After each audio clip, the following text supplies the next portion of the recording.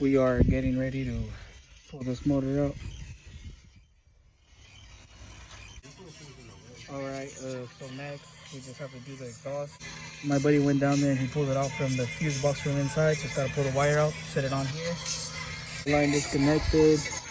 We're gonna actually, since the heater core doesn't work, we're gonna go ahead and actually bypass. Should be alright, homie.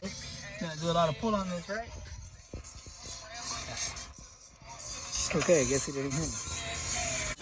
Alright, go for it, bro. You can do it. Oh, like a fucking baby coming out of vagina. Moving the headers.